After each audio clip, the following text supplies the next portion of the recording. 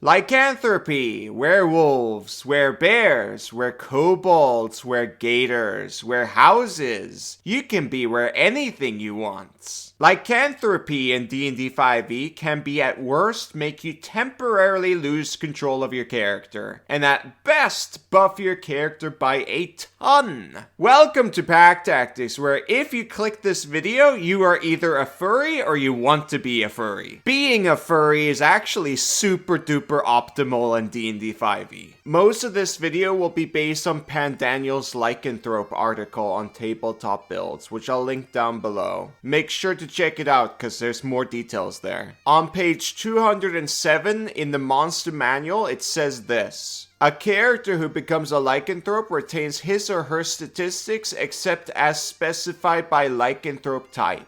The character gains the lycanthrope speeds in non-humanoid form, damage immunities, traits, and actions that don't involve equipment. The character is proficient with the lycanthrope's natural attacks, such as its bite or claws, which deal damage as shown in the lycanthrope statistics. The character can't speak while in animal form. A non-lycanthrope humanoid hit by an attack that carries the curse of lycanthropy must succeed on a constitution saving throw or be cursed. If the character embraces the curse, his or her alignment becomes the one defined for the lycanthrope. The DM is free to decide that a change in alignment places the character under DM's control until the curse of lycanthropy is removed. Uh-oh. Rules that apply to players in the Monster Manual. You guys have no idea how many comments I get saying that the Monster Manual does not apply to players. It's because they hate that oversized weapons video so much. Anyways, back to the topic. It then lists possible lycanthropy like werebears, wereboars, wererats, weretigers, and werewolves. There's even wereravens and werebats, and they're in adventure books. Now, let's talk about the obvious were-elephant in the room. It says right here, the DM is free to decide that a change in alignment places the character under DM control until the curse of lycanthropy is removed. Ooh.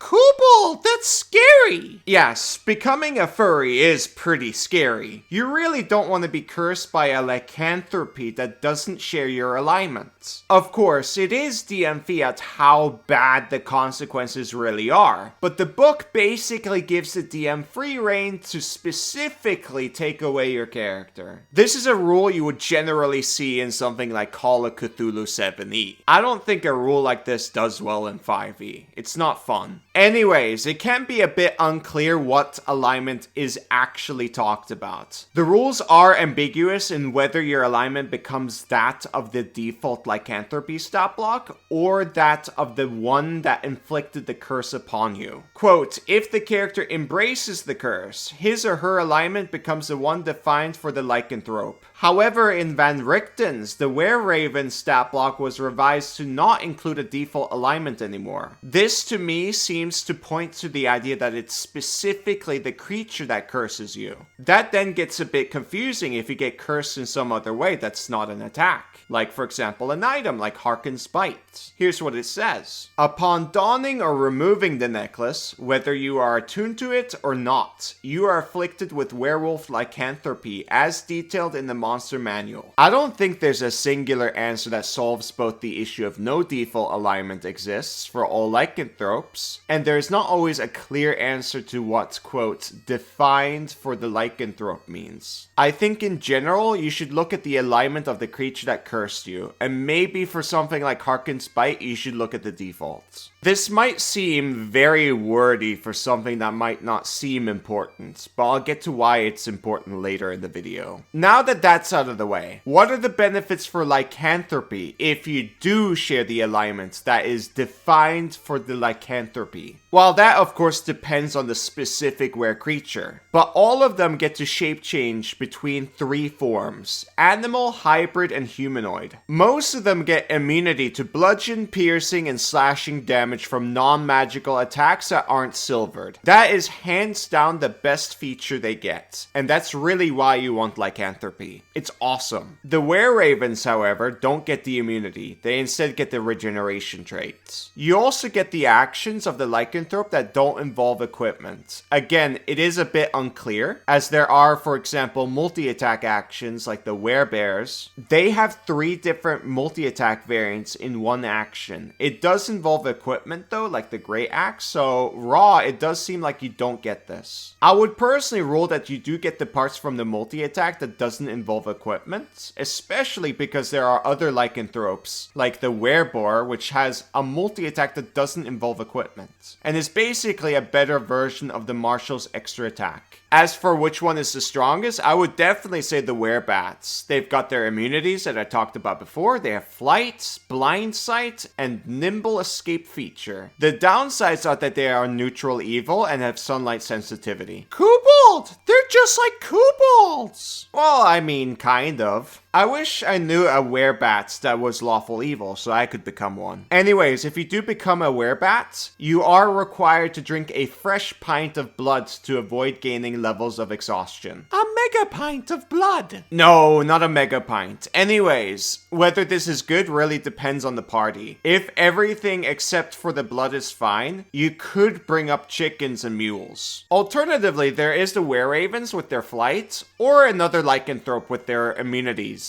I'm actually not sure what is stronger, the flight or the immunity to bludgeoning, piercing, and slashing damage. You can tell me in the comments what you think is better. I think majority of you will say immunity, and you might be right. But I side with the Wereravens more because they can be any alignment. This makes it usable by creatures of more than just one alignment. But that could be a potential gamble. Well, I mean, depending on how you rule the alignment thing, all were creatures could work for any alignment. Guys, the thing with these videos is I have to work with raw as much as possible. I can't just assume that DM's gonna homebrew like all these things. As for the last set of creatures, werewolves will be the most common one you'll see. But wereboars and wererats have an incredible multi-attack option. It even allows non-martials to attack twice. And finally, for martials, if you get werebear, that allows you to become large in your hybrid form. That means you can use oversized weapons without disadvantage. Check out my video about oversized weapons if you want to learn more. When I made that video, I had no idea about the werebear stuff. It's crazy that I've been playing D&D for years and I'm still learning new stuff from D&D. But Kobold, how do I become a warehouse? Gator, that was a joke. You shouldn't have taken that seriously. Anyways, you could of course become a were creature by trying to find a Lycanthrope, maybe through divination spells or something like that. If your party is really high level, maybe somebody can cast Conjure Celestial to call a Kobold with the shape change trait. That way it can transform into a Lycanthrope of your choice and inflict the curse on you. In this form, the Kobold stays lawful good. Keep that in mind. But Kobold, the Kobold needs to be willing to do that. No way will they curse you! Well, that's really easy to fix, Gator. You just plainer bind them. Anyways, being cursed might not seem much of a curse after all, depending on your alignment, and that of the Lycanthrope. Especially in the context of the biggest D&D setting, the Forgotten Realms, where Saloon, a chaotic good goddess, is the one that controls the powers of the Lycanthropes. Things like alignment and asking a Kobold to inflict a curse on you is table dependent. So you really should not spring this at your table without the players being fine with it. I personally think that Lycanthrope for players is way too strong, but I'm willing to give this out to martial players if they're struggling to keep up. Especially if you're playing something like a Beast Barbarian, it totally makes sense for them to have this. Anyways, one way to keep players in check would also be by limiting the change shape feature somehow. Because as it is written right now, it's broken. If you do this, then finding a Lycanthrope is rare, and it's up to you when they find them. If you don't do this, and you DM for optimizers, then literally everyone's gonna become a Lycanthrope. That's if they care about optimization and they know about this. That's basically it. It's definitely a cool option and brings a lot of roleplay potential, but it's probably too strong in scenarios where you get to keep control of your character. If you really want Lycanthropy to be part of your game, then you have to talk to the players, and you have to talk to the DM. End of video. Thank you very much for watching. I hope I earned your subscription, and if I didn't earn it, then darn. I have to go back to the drawing board and optimize better. I've been suboptimal. Anyways, have a nice weekend everyone. Play lots of D&D. Bye bye!